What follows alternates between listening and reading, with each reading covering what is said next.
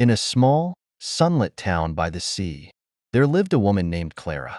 Clara had soft, kind eyes and hands that were always busy knitting, cooking, or comforting her two young children, Lily and Ben. Just a year ago, her world had been shaken when her husband, Daniel, had passed away. Since then, Clara had been carrying the weight of her grief while trying to be everything her kids needed. Money was tight. Daniel had been the family's main provider, and Clara, once a part-time art teacher, now worked every hour she could at the local diner. Her mornings began before sunrise, flipping pancakes and pouring coffee, and her nights ended with her stitching worn clothes or figuring out how to stretch a few dollars.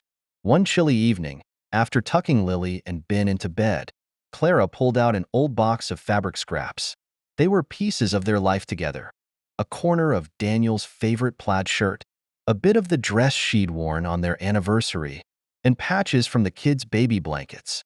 She spread them out on the floor, running her fingers over the soft and frayed edges.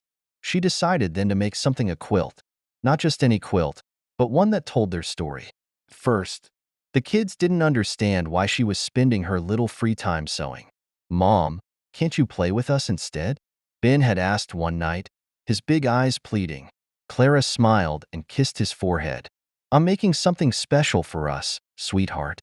Something that will keep us warm and remind us that we're still a family." As the quilt grew, so did the kids' excitement.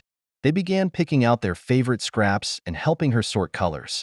This one was from Dad's soccer jersey. Lily squealed one evening. Weeks turned into months, and the quilt became a family project. On tough days, when Clara felt like giving up, she'd look at her kids so full of hope and push forward. Finally, one rainy night, the quilt was done. Clara spread it across their small couch, and the three of them cuddled underneath it. The warmth wasn't just from the fabric, but from the memories stitched into every square. As they sat there, Lily said, "Mom, I think Dad would love this."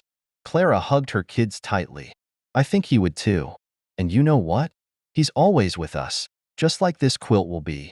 In that little living room, amidst the rain tapping on the windows, Clara realized something. They weren't just surviving, they were creating something new. Stitch by stitch, memory by memory.